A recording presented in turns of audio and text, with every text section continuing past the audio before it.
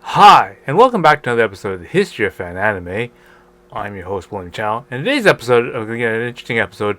I'm going to analyze some old photos of my old room. Okay, so again, in the last few episodes, I've been posting some, pictures of me and my friends and how we've progressed on, of the many years and that kind of stuff. But I ran across a few of the photos and I realized, this is the good time to go through and carefully analyze and point out some of the things in some various photos. Okay, so we'll go over some of the things in the history of that. Okay, so before we begin, I want to remind people to go down below and click like and click subscribe. Again, YouTube really measures the success of a video by basically how people interact with it. So again, if you just like to just press the like and maybe write a comment about how cool the things that from your era happen to be or whatever, then by all means just write a comment there, put a thumbs up or something like that. YouTube likes to take that into account. Okay. Again, I also have the super thanks as well as the PayPal and the Patreon on the videos. Again, those for all the new content and that kind of stuff I've been doing. I'm sort of sorting that all out. I've really posted the new sort of a directory listing of some of the things. I'll be sending out the links in the next little bit. Just been a little bit busy trying to get all the stuff put together, but yeah, I've been doing lots of emphasis on trying to get my ebook and a whole bunch of different videos and that stuff complementing that. I'm slowly trying to work on trying to figure out how to put animations together and whatnot with that. So again, that's sort of the thing that I'm working on right now. As well as I'm working on a new mashup music video kind of thing there. So just little things like that I'm working on. But again, I'll get that out in the next week or so. Okay, so again, that's good. One good way to support me there. This episode, I'm also working on a lot of obviously things when I was pulling up these pictures and that kind of stuff. I'm also working on one of the songs I kind of regenerated, and so I'll post that at the end of the video as well when I get that up. So just the last of those the things I've got put together. So again, this sort of the things that I've been working on. So definitely lots of things regarding that. So again, you can check that on the Patreon to see what's going on in there. All right. So today's episode, again, I was gonna get into some different photos and that kind of stuff. So again, I have a whole bunch of pictures that I've taken back, when I had my old room, my old store, and that kind of stuff. And now is a good time for me to pull those out and actually go through them in a little more detail. And I'm actually pretty happy that I actually took some of these pictures and I was sort of really open about the have a camera with loaded film in it, and then people, allow people to basically pick it up and take pictures and snapshots and that kind of stuff. Sort of, it's a freely type of thing that to get pictures that are sort of candid and also unexpected. Okay, and I do have some pictures that came up with this, which is really good. And so I'm going to go through some of them in this episode to help sort of people see the context of the video, but also see some of the things that were apparent in the video, so it kind of gives you and frames the event more accurately. And that's what I'm always trying to do with this channel, is to basically help you paint a picture and get in your mind what the atmosphere was like in this time. Because again, this is sort of a kind of a historical type of thing where we're trying to bring out what the environment was like. And try to share that to you, because obviously what we have today is nothing like what we had in the past, and to try to make it more clear to the people who are like yourself who are watching, give you sort of hopefully a clear idea of what some of the things have transpired and what things were like in the past as compared to what it is in the future that we have now. Okay, so without further delay, let's get into some of these pictures. Okay, so I'm going to begin with this picture. Again, this is my room that I had in 1993.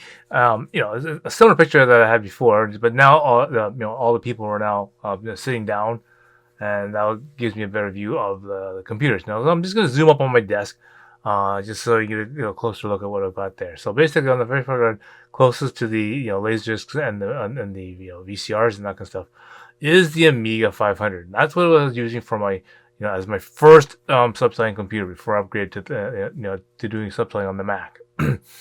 So that's your standard Amiga and whatnot there with the floppy drive on top. All right, next to that is the my Mac SE, okay, and the Mac keyboard in front of that. Now the thing interesting about that is you notice that there's a whole stack of switchers on it. Now these switchers again, um, in the modern day, we all have the ability of operating, multiple monitors and using the same mouse and keyboard setup for all various different types of systems and that kind of stuff. So, but at this time, all that sort of physical, output and input control all have to be done manually. It's when I wanted to use the same keyboard on the Mac that I was using on a PC, I'd have to use one of these switchers that allow me to switch between one type of medium and the other. The other cases, of course, is using for switching the monitor, right? Which computer do I want to have shown on the monitor there? Next to the Mac is my Apple II ICA clone computer, right? So the on the Apple II platform. Again, I used to use that to play lots of various games and kind of stuff, and you can see the floppy drives on top of that. Now it's not 100% clear from this angle, but seeing the little stack of switchers behind Ron there on top of a monitor is my sort of big panel of power. So I had a bunch of these power supplies.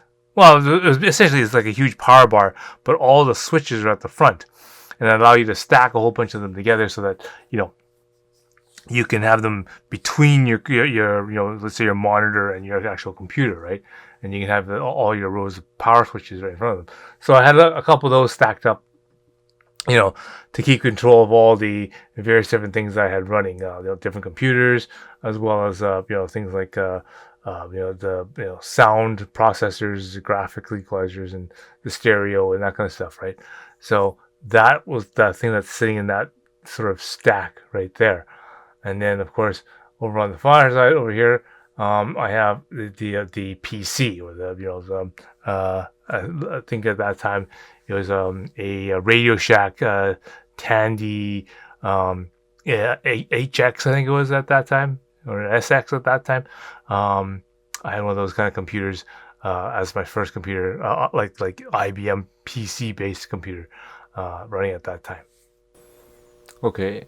Now, the other things that you may notice, sitting on the floor, I also have my second PC, which is in a tower. And I think at that time it was like a 286, processor, and that was the one that was running the bulletin board system. So my BBS was running through that system down there. The other thing you might notice on the floor, right behind Ron, sitting on a milk crate. That's my Atari 520 ST is sitting on that thing, because like, obviously there's so much stuff on this this table. I couldn't even fit that stuff all on there, so instead I had to throw that onto the ground and sort of rest it on top of a milk crate there. So whenever I needed to use the Atari, which wasn't often because I didn't have much for it, but for that particular system, I had the 520 down there. And then, of course, now just thinking and looking at my tabletop, I just see very clear that there's two bottles of head cleaning solution on my table. And again, this is one of those type of things where it's an absolute must in this day, because you just think, we had so many things like VCRs and that kind of stuff where we're putting so many tapes into them. At the times I've had up to like 6 to 8 to 10 VCRs going at once. So gotta make sure all those heads and rollers are all clean and whatnot. So I remember having lots of being able to get lots of bottles of this head cleaning material. Of course, I had quite a lot of audio cassettes for doing auto dubbing and that kind of stuff, and doing tape dubbing so that I could do trades and that kind of stuff. So it definitely needed good cleaners for all my tape decks and stuff like that. So again, this is sort of a reminder to me that we needed this stuff so much. And it was one of these staples the things that we needed to use, and for the most part, it's one of those things that we like a staple that we, of course, nowadays we don't think about it very much, but just all the things that this thing required us to use in everyday sort of usage, and just the fact that it's sitting on my desk, realizing it just brings it to my note that, oh yeah, that is one of the absolute things that is invaluable at this particular time, along with those long Q-tips and cleaning brushes and that kind of stuff. We needed so much of that. Okay, so I hope you found that really interesting, and hope you now have a better idea of some of the stuff that we are, obviously have gone through, and what sort of the environment that we're living in, and also just gives you an idea of some of the the stuff that was available to us at this particular time, because obviously the things of collectible nature, memorabilia, and things like that, it was different, right? So the way the information and that kind of stuff travels is really different. Okay, so I'll catch you in the next episode, where hopefully you'll get into more things about the past, and of course I'll get into more episodes of of videos and that kind of stuff as I continue the countdown through the 90s. All right, so until next time, I will see you again.